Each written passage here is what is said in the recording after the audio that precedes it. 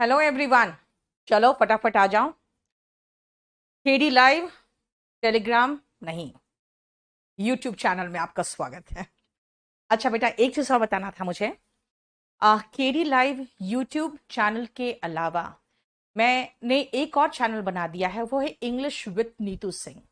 ठीक है, अगर उसको ढूंढने में प्रॉब्लम हो तो आप हमारे केडी लाइव के होम पेज में जाके इंग्लिश विथ नीतू सिंह चले जाओगे तो बेटा वहां पर एक फैसिलिटी होगी कि आपको केडी लाइफ में जो भूल भुलैया में आप खो जाते हो, बहुत सारा है, रीजनिंग है, मैथ्स है, इंग्लिश है, जीएस है, बहुत कुछ है इसमें ना। वहां पे सिर्फ मेरा इंग्लिश का ही वीडियो सारा सेव रहेगा। और लास्ट क्लास से मैंने ये भी कर दिया है कि लाइव क्लासेस दोनों में एक ही टाइम पे चलेगा, तो आपको लाइव क्लास भी वहां पे आराम से मिल जाएगा, बाद में लोड नहीं, लाइव भी साथ में मिल जाएगा इंग्लिश विथ नीतू सिंह में। और बहुत सारे बच्चे जो हमारे एयरफोर्स के थे, उनका डिमांड था कि हमें चाहिए अपना बैच ऑनलाइन, है ना, जो एयरफोर्स का हो। तो बेटा air force X group and Y group का एक कॉम्बो बैच आ रहा है जो 2999 का है। इसके अलावा एक्स ग्रुप का अलग से भी बैच है, वाई ग्रुप का अलग से भी बैच है। आप केडी लाइव ऐप को डाउनलोड करके वहां पर पूरा डिटेल देख सकते हो फीचर्ड बैचेस में। ठीक है, चलो ये सेशन को लाइक शेयर एंड सब्सक्राइब कर दो और अब शुरू करेंगे हम लोग अपनी पढ़ाई। हमने 320 तक कर लिया था, याद है ना, 320 तक कर लिया था। चलो, टॉक बिग। टॉक बिग का मतलब क्या है? बड़ी बड़ी बातें करना, मतलब टू बोस्ट और ब्रैग, जिसको कहते हैं to blow one's own trumpet. याद रखना बेटा, ये ईडियम भी आता है, to blow one's own trumpet, है ना। मैंने हाल में देखा है वो जो स्कैम 1992 हर्षद मेहता का, बेटा इतना बढ़िया वो सीरीज है ना। जिस समय मैं कोविड में पीड़ित थी और दिन का चैन रात की नींद सब उड़ गए थे मेरी तो बुरी तरह से, क्योंकि चौथे दिन मेरा स्मेल चला गया। तब मैं समझ गई लगता है भगवान के यहाँ से बुलावा आ गया है, तो बड़ी टेंशन में थी मैं। ठीक है ना, तो रात रात भर नींद नहीं आती थी, तो एक रात पूरा जागी रही मैं। और वहां उसके 10 एपिसोड है, मैंने पूरे खत्म कर लिए। उसका पतन का कारण क्या था? वो कोई इलीगल काम नहीं कर रहा था यार, वो सरकारी लूप्स एंड होल्स का फायदा उठा रहा था। लूप्स एंड होल्स मतलब जो उसके कमजोर पक्ष है ना, वो, मैंने क्या कहा, he was taking advantage of the loops and holes of the government policy, the bank policy के फायदे उठा रहा था वो, जो loops and holes थे उसके। and the biggest problem was that he talked big, बड़ी बड़ी डींगे मारने लगा वो।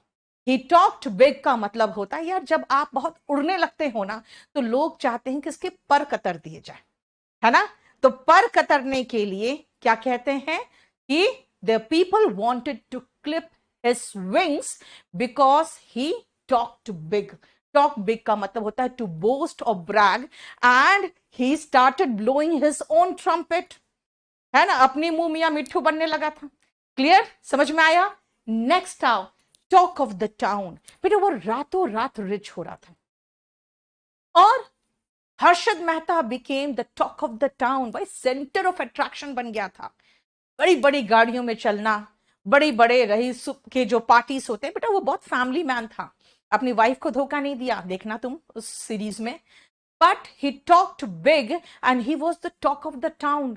लोग बातें करते थे यार, हर्षद मेहता, अरे इसके पास इतनी बड़ी गाड़ी है, वो इतना पैसे वाला, उसका बड़ा इतना बड़ा घर है ना। तो टू बी द पर्सन और subject every one is talking about, जिसके बारे में सब लोग बात कर रहे हैं। टॉक ऑफ द टाउन मतलब यार टाउन में उसकी ही बातें चल रही है। ये टॉक ऑफ द टाउन होता है जब चर्चित बात हो किसी के बारे में। So he became the talk of the town. बेटा अभी इडियम्स पढ़ा रहे तो तुम्हें वन वर्ड चाहिए। शिवांशु, पेशेंस रखो, पेशेंस रखो, सब कुछ अपने समय पे होता है ना। बच्चा भी 9 महीने लेता है टाइम पैदा होने में, तो थोड़ा सा टाइम दो मुझे भी, अदरवाइज फिर मैं बंद कर दूंगी सीरीज ये पूरा कंप्लीट। द प्रिंटर्स डेविल क्या है ये?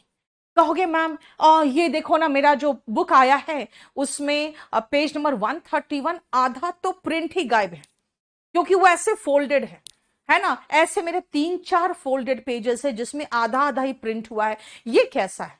मैं कहूंगी oh I am sorry, that was the printers devils, मतलब छपाई में त्रुटि है। क्योंकि जब छपाई चल रही होगी तो उस समय पेज फोल्ड हो जाएगा, तो क्या होगा, आधा आधा ही तो छपाई होगा, आधा आधा क्या होगा, वाइट रह जाएगा। तो मैं क्या कहूंगी, oh I am sorry, that was the printers devils, है ना।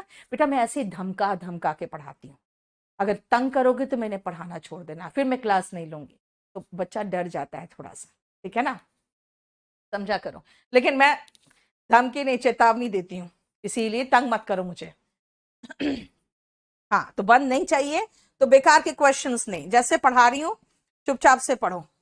नेक्स्ट आओ, थिंक ट्वाइस। थिंक ट्वाइस का मतलब फिर से सोचना।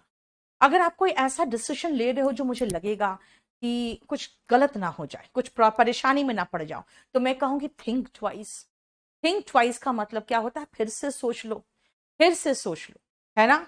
जैसे लास्ट में अगर देखोगे, हर्षद मेहता का सीरीज की बात करूं, लास्ट में उसे ऑफर मिला था, हालांकि 30% में ही ऑफर मिला था, उसका जितना संपत्ति था, उसका जो कॉम्पिटिटर था उसने कहा था 30% में मैं दोगे तो मैं लूंगा, है ना, जबकि देना चाहिए था उसको 75%।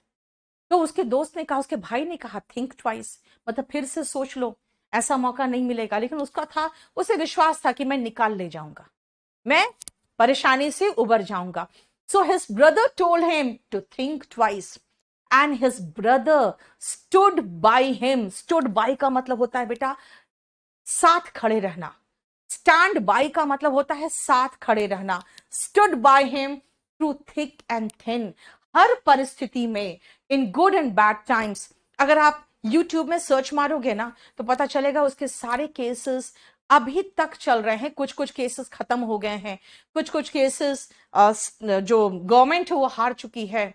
उसका भाई इनफैक्ट एक लॉयर बन चुका है, उसके केसेस लड़ लड़ के, लेकिन उसका भाई साथ नहीं छोड़ा। सो his brother stood by him through thick and thin. उसका एक पार्टनर भी था, वो बदमाशी कर गया था, है ना। So remember, never trust outsiders, always think twice before trusting the outsiders. Your own people, your brother, your father, your parents will stand by you through thick and thin. समझ में आया, हर परिस्थिति में।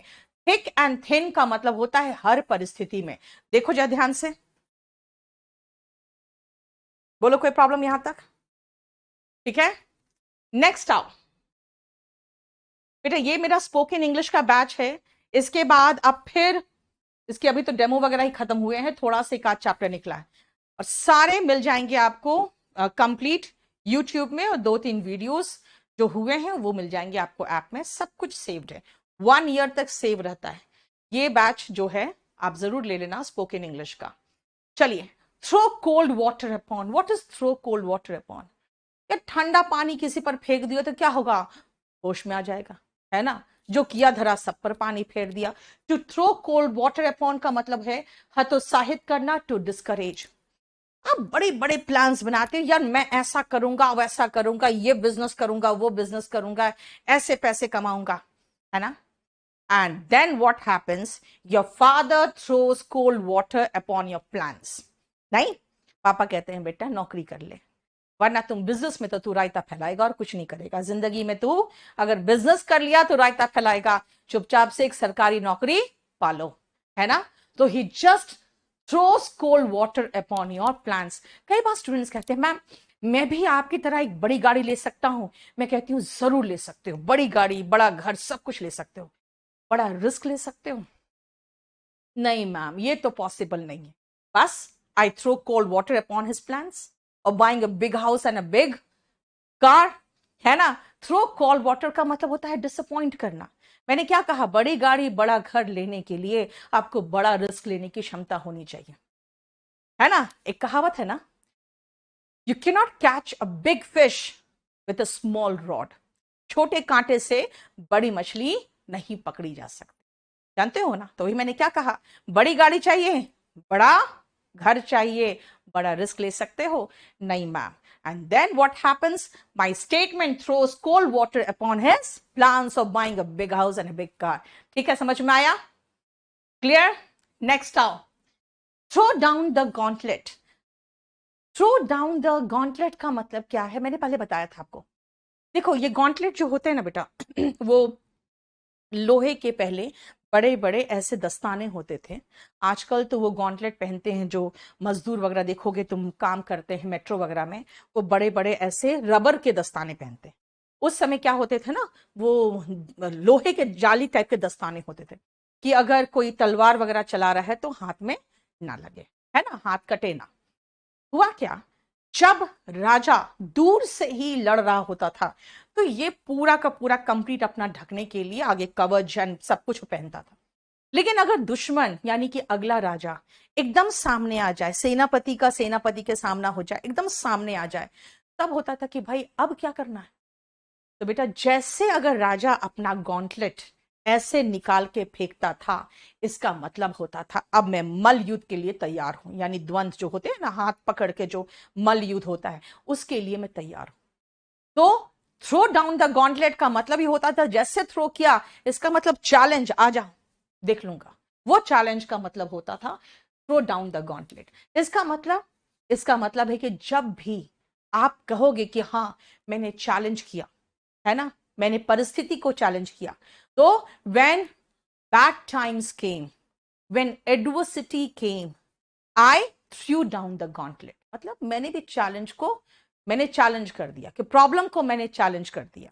इसका मतलब होता है टू चैलेंज। देखो टूथ एंड नेल, बेटा याद रखना टूथ एंड नेल क्या है, एडवर्ब है। अगर मैं कहूं कि उसने पूरे कोशिश के साथ उसने लड़ाई की, तो कहेंगे he fought tooth and nail.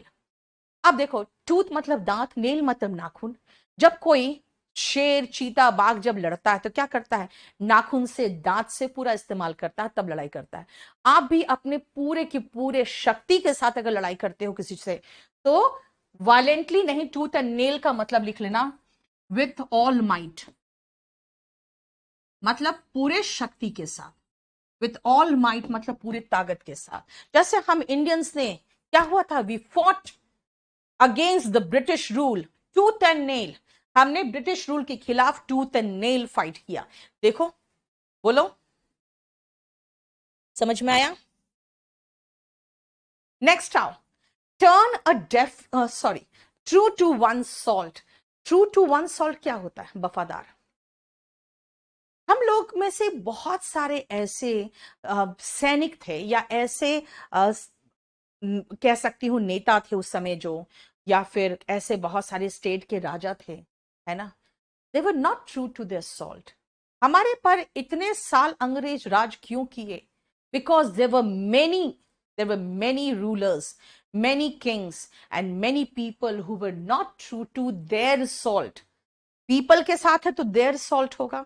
वो नमक हराम थे, नमक हलाल नहीं थे। इसीलिए हमें क्या सिखाया जाता है, you should be always true to your salt, यानी कि जिसका नमक खाए हो उसके साथ कम से कम वफादारी तो करो, है ना। अगर कहोगे मेरा ये बहुत पुराना नौकर है, he has been serving us for 20 years, he is true to his salt, 20 साल से हमारी सेवा कर रहा है, ये बिल्कुल वफादार है। लॉयल जो होते हैं, फेथफुल एंड लॉयल पर्सन को हम ट्रू टू वन सॉल्ट कहते हैं। Turn a deaf ear to, अनसुना कर देना। डेफ मतलब बहरा, यानी ऐसा करना जैसे हमें कुछ सुनाई नहीं पड़ रहा है। आप जाते हो कई बार कंप्लेंट लिखाने पुलिस को, कई बार आपको देखते हैं परेशानी होती है आपका कुछ रिजल्ट वगैरह में, आप जाते हो कमीशन में, है ना, आप बोर्ड के पास जाते हो कि भाई मेरा रिजल्ट ऐसा ऐसा है, मेरा ऐसा रिजल्ट नहीं है। They just turn deaf ear to your complaint. सुन के अनसुना करते हैं, यानी वहां कोई सुनवाई नहीं होगा। टर्न अ डेफ ईयर का मतलब नॉट टू पे अटेंशन, इसका मतलब अटेंशन पे नहीं करना, है ना। द पुलिस और the commission turn a deaf ear to your complaint. बता कोई प्रॉब्लम आपका, क्लियर? नेक्स्ट आप, turn over a new leaf, इसका मतलब ध्यान से समझना बेटा, to turn for a better, to be change entirely, for good मतलब फॉर बेटर, फॉर गुड लगा के हटा दो, फॉर बेटर कर दो, मतलब बेहतर के लिए टर्न कर। टर्न न्यू लीफ, सोचो ना, अगर नया पत्ता निकलता है वो ज्यादा मुलायम होता है, ज्यादा खिला खिला सा दिखता है, यानी वो ज्यादा सुंदर होता है। तो टर्न फॉर अ बेटर, इसका मतलब बेहतरी के लिए। कई बार आपको कहते हैं भाई माँ पिता का कहना मानो, आप पढ़ाई करो ठीक से, आप इधर उधर दिमाग मत लगाओ। We just try to turn we just try you to turn over a new leaf. We want you to turn over a new leaf. Y?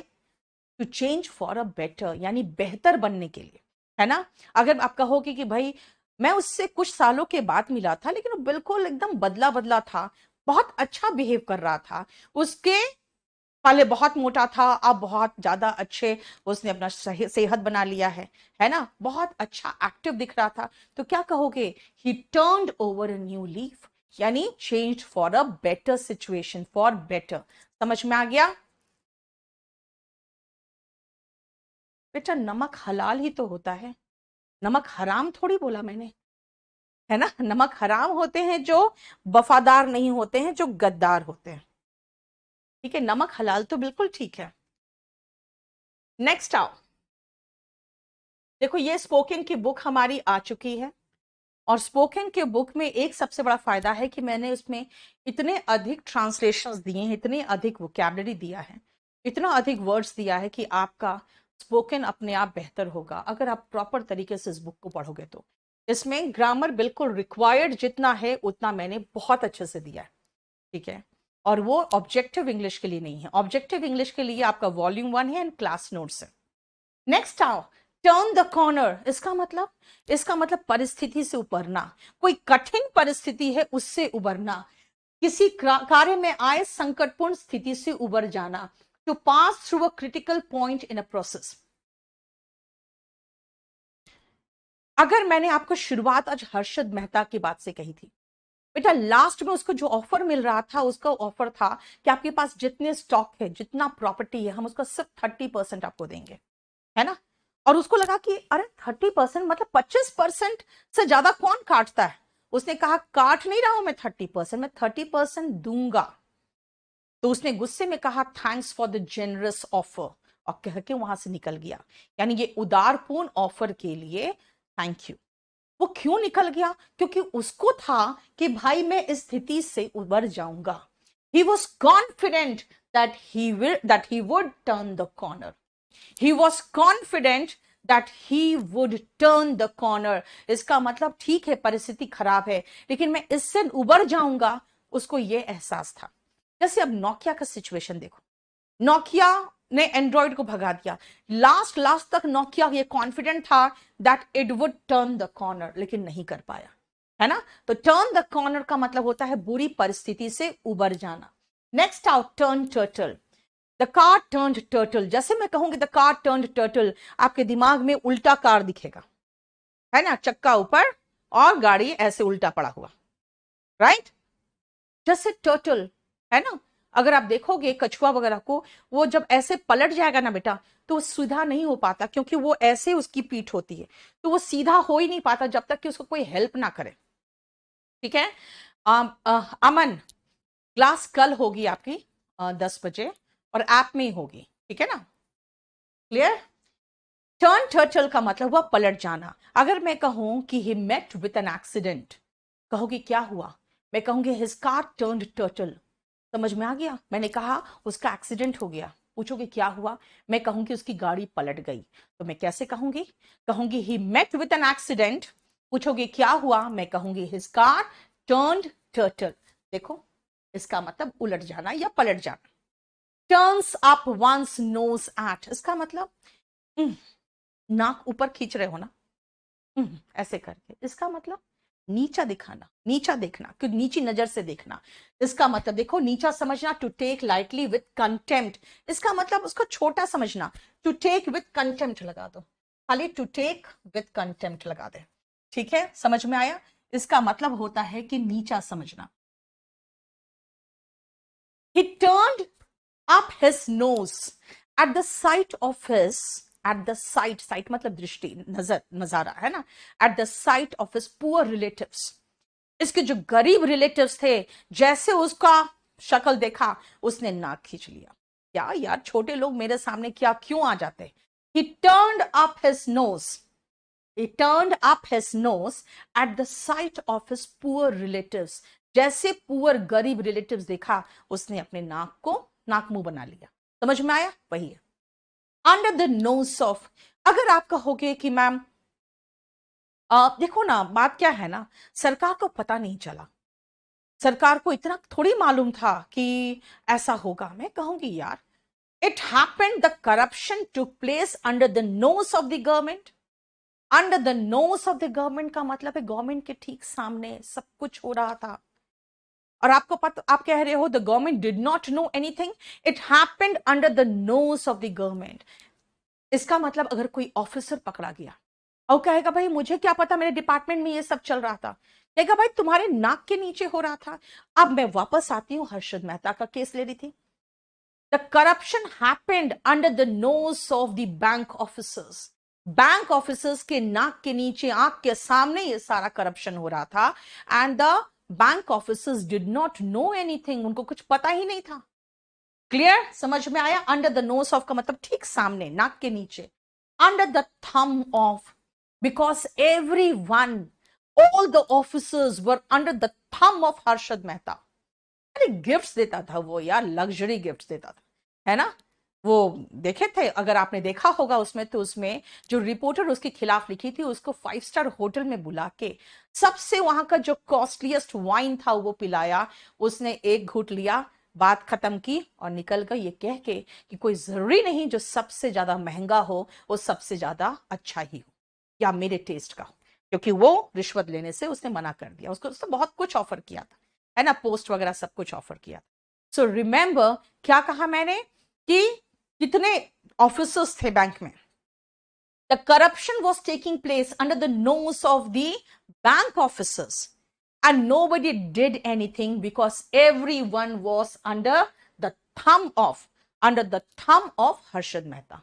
बोलो, कोई प्रॉब्लम यहां तक? क्लियर? नेक्स्ट आओ, up and doing. What is up and doing? तुम्हारी मां बीमार थी ना? Yes, she was ill for some days, now she is up and doing. हाँ, बीमार थी कुछ दिनों के लिए, लेकिन अब वो बिल्कुल सक्रिय है, अप उठ गई है, डूइंग मतलब काम करने लगी है। Now she is up and doing. Up and doing का मतलब होता है एक्टिव इन वर्क। मैंने क्या कहा? योर मदर वॉज इल, है ना, wasn't she? देखो क्वेश्चन टैग लगाया, your mother was ill, wasn't she? आप कहोगे yes she was, but now she is up and doing. अब वो एक्टिव हो चुकी। बोलो, समझ में आ रहा है? हर्षद मेहता बेटा, हर्षित मेहता नहीं, हर्षद मेहता। ठीक है? रिन्यू बैच बेटा, राशि। मैं 12 मंथ्स की जगह पे कई बैचेस को मैंने 14 मंथ्स के लिए आप लोगों का वैलिडिटी बढ़ा दिया। अब उसके आगे मुश्किल है यार, समझा करो। चलो, ऑलरेडी 14 कर चुके। देखो बेटा, एयरफोर्स का बैच आ रहा है और मैं इसमें रहूंगी। मैं पर्सनली हूं इसमें, याद रखना, ठीक है? जनरली मैं एयरफोर्स के बैचेस में नहीं होती हूँ, पर्सनली इसमें रहूंगी। और ये एक्स ग्रुप का खाली आप लोगे तो आपकी फीस सिर्फ 2000 पड़ेगी 1999 में। ठीक है? पूरा complete maths, physics and everything. ठीक है? ये आपका बैच शुरू हो रहा है 28 जून को 2 से 5। नेक्स्ट आओ, up one sleeves. What is up one sleeves? Sleeve में ऐसे करके जब आप ऊपर किए हुए यहां कुछ छुपाओगे तो छुप जाएगा ना, स्लीव के अंदर छुपा के ऐसे रख लिया। इसका मतलब है कोई रिसोर्स हो या कोई चीज हो या कोई आइडिया हो जो तुमने छुपा के रखा है कि जरूरत पड़ेगा तो निकाल लेंगे, है ना? कई बार ऐसा होता है, हमें लगता है यार सरकार अब कुछ करेगी, अब कुछ करेगी, सरकार के पास इससे निपटने के कुछ ना कुछ तो आइडिया होंगे ही, है ना? तो हम लोग क्या सोचते हैं, the government has some idea up its sleeves. Wait, don't worry, the government has some idea up his sleeves, don't worry. ठीक है? समझ में आ रहा है? बताओ, क्योंकि अभी फिर मैं वापस चलूं, एक कहानी पर चलती तो मैं उसी में चलती हूं। देखो, हर्षद मेहता का भाई बार बार पूछा था, क्या तुम्हारे दिमाग में क्या चल रहा है, मतलब कोई आइडिया है क्या, बचने का आइडिया है क्या? उससे कहना था कि टेंशन मत लो, मैं देख लूंगा। तो उसको लगता था यस माय ब्रदर, मतलब इतना नीचे से इतना ऊपर उठा दिया है वो हम लोग को, हमें अरबपति बना चुका है, इसके पास कोई ना कोई आइडिया तो होगा ही. So his brother believed that Harshad Mehta has some idea up his sleeves and they will return happily scot free, यानी कि सब प्रॉब्लम से उनको सॉल्यूशन, निजात मिल जाएगा. जरूर हर्षद मेहता के पास कोई ना कोई आइडिया है जो वो समय आने पर निकालेगा. अप वन स्लीव्स का मतलब यही होता है, something kept hidden. Uphill task, but that was an uphill task for him, क्योंकि उस समय तक पूरी खुफिया एजेंसी, सरकार, सब लोग उसके पीछे पड़ गए थे. और हर्षद मेहता के वकील थे राम जेठमलानी, उन्होंने ओपनली एक प्रेस कॉन्फ्रेंस करके कह दिया था कि कांग्रेस सरकार को हमने रिश्वत, प्रधानमंत्री को रिश्वत दिया है 1 करोड़ रुपया, है ना. ये ओपन कह दिया उन्होंने, कब? प्रेस कॉन्फ्रेंस पे. So now protecting Harshad Mehta from problems was an uphill task for everyone, है ना. उसके बाद यार आप प्रधानमंत्री पे उंगली उठा दो, किसका तुम बच पाओगे, है ना. Then it was an uphill task. Uphill task का मतलब होता है, आप जब हिल में जाते हो ना, हिल पे ऊपर चढ़ते हो तो बेटा बहुत मेहनत. तो अपहिल टास्क मतलब बहुत मेहनत वाला काम. ठीक है, मेरी बात सुनो प्लीज. अंकुश, मैं तेरी बात नहीं सुनूंगी, क्योंकि मैंने आप लोग सबको एक नंबर दिया हुआ है कि अपनी जितनी भी बातें करनी है आपको यहां पे मैसेज कर देना, मेरा स्टाफ जवाब दे देगा आपको. ठीक है, आपको मेरा स्टाफ सारे प्रॉब्लम सॉर्ट आउट कर देगा, किसी तरह का कोई प्रॉब्लम. ठीक है, बोलो. वॉल्यूम 1 में बेटा मैं पढ़ा रही हूं स्टेनो का एग्जाम के लिए, रामवान है. मेरा बैच अगर लेना है तो अभी आया है इंग्लिश स्पेशल बैच, बेस्ट है वो, 18 नंबर, वो ले लो. उसमें आपको बहुत सारी चीजें, मतलब टीजीटी पीजीटी तक का लेवल का हो जाएगा. ठीक है, चलो नेक्स्ट आप. अपॉन वन स्वीट विल मतलब मर्जी से, है ना, मर्जी से. जैसे कई बार देखते हो नहीं मायके में लड़कियां, यार मर्जी से उठेगी, मर्जी से काम करेगी, जो मर्जी वो करेगी, है ना. She does everything and everything depends upon her sweet will. Everything depends upon her sweet will. कहा? इन हर फादर्स हाउस. ससुराल में ऐसा कुछ नहीं होता, है ना. And one day, finally, after marriage, she realizes that nothing depends upon her sweet will in her matrimonial home. यानी कि ससुराल में ऐसा कुछ नहीं. समझ में आया? स्वीट विल का मतलब होता है यार मर्जी से, जो मर्जी वो करूंगी. अगर आप कहोगे मैम आप कितने बजे सोते हो, मैं कहूंगी depends upon my sweet will, जब मर्जी तब सोती हूँ. क्या जरूरी है मुझे जल्दी सोना, है ना. कोविड जब मुझे हुआ ना बेटा, उसके पहले मेरा बेटा मेरे साथ सोता था, तो मुझे सोना पड़ता था 12 बजे.